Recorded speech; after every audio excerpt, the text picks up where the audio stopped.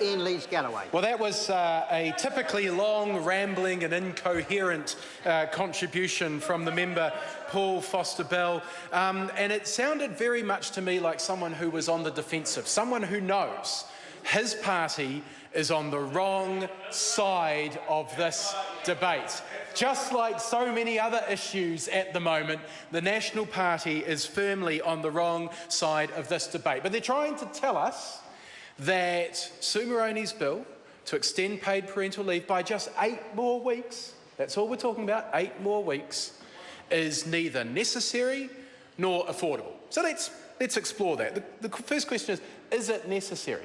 Well, the only way in which you could argue that it is unnecessary is if you believe that 18 weeks that we have at the moment is sufficient paid parental leave.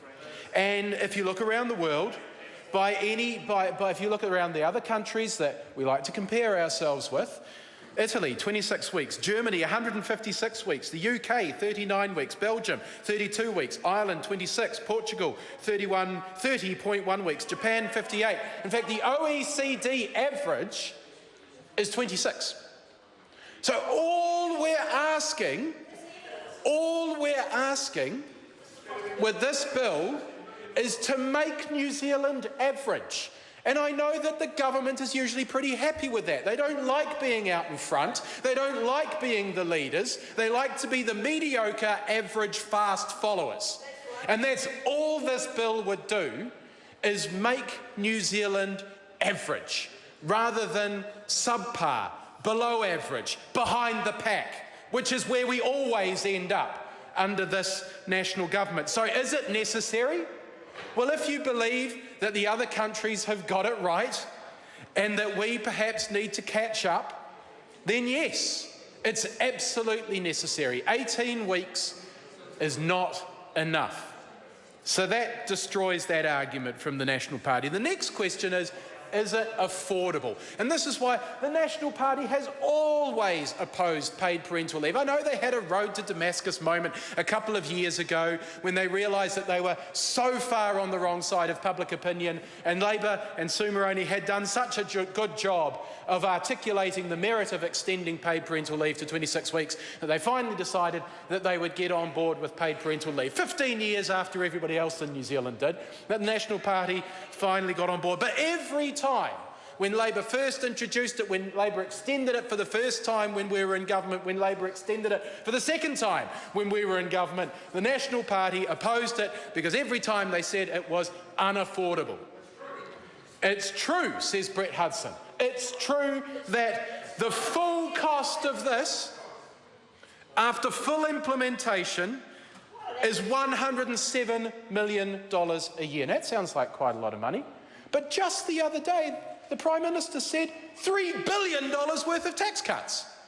That's affordable, apparently, but not $107 million worth of paid parental leave. And the Prime Minister comes out and says that at a time when people are living in their cars, at a time when health is so stretched that people can't even get on the waiting list, at a time when people are paying more for their children's education than they ever have before, the Prime Minister says that paid parental leave is not affordable, but $3 billion worth of tax cuts is affordable.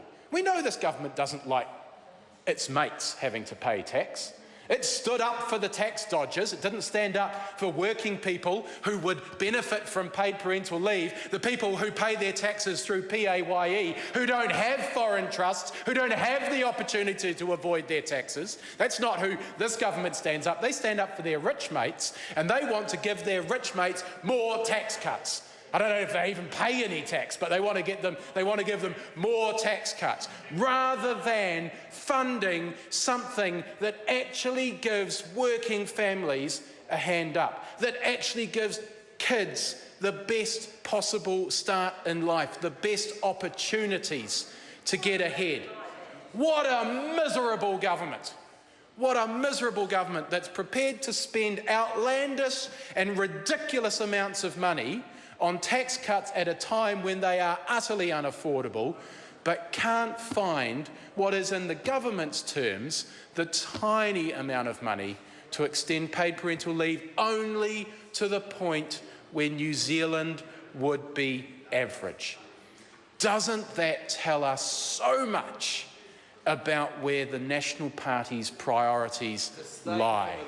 Not with middle New Zealand, not with children, not with working people, but with the very, very few at the top who will be the beneficiaries of those tax cuts if John Key gets his way and is able to roll Bill English, who of course told us that tax cuts were off the agenda.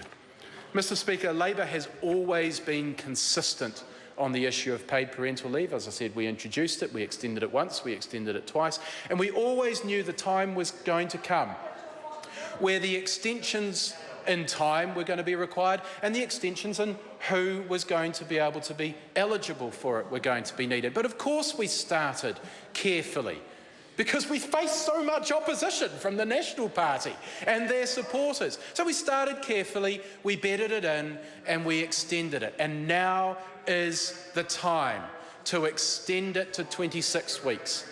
It's thoroughly affordable. It's well within our ability. We simply have to make it a priority. But children and families, warm, dry homes, security, jobs, those are not the things that are priorities to that government over there. 99.94% of the submissions that the Select Committee heard were in favour of increasing paid parental leave to 26 weeks. Submitters cited the importance of longer leave for enabling good bonding and attachment between parent and baby. And I hear so many times, particularly from groups in society who tend to support that party, not ours, about their concern about the breakdown of the family and the breakdown of society. Well, actually, one of the things we can do to support families, one of the most important things we can do to support families, is to give working parents the opportunity to actually bond with their children. Paul Foster-Bell is nodding, despite the fact that he's going to vote against this legislation. Paul Foster-Bell also actually pointed out the return on investment that we get if we invest in children from conception or even preconception through to 3 years of age. This policy has an incredibly good return on investment. It was part of the recommendations that the cross-party Health Select Committee report recommended. The National Party MPs, Dr. Paul, we miss him, we miss Dr. Paul, leading that inquiry, the National Party's MPs agreed with us, and this recommendation was in that report. And yet National still consistently opposes extension for paid parental leave. Some submitters also said it will support families by providing income stability. And isn't that something that families need more and more today? As our working environment becomes more and more unstable, as people face insecurity of work, insecurity of income, insecurity of accommodation, we need to do everything we can to make sure that babies are born into secure environments. And being able to give parents an opportunity to take time off work, but know that there's still enough money to come in, pay the bills, pay the mortgage, pay the rent, put food on the table. That's what babies need. And when those babies grow up in that secure environment, they go on to thrive, they go on to do well, they go on to be successful. And isn't that what every single one of us is in this house for? To ensure that Kiwis grow up to be successful. So come on, National Party, drop the ideology. Drop the silly arguments. You're on the wrong side with this one. You're on the wrong side of public opinion. You're on the wrong side of the evidence. And you will be again on the wrong side of history. Change your minds. Vote for this legislation. Don't use the veto and get alongside working New Zealand families. I call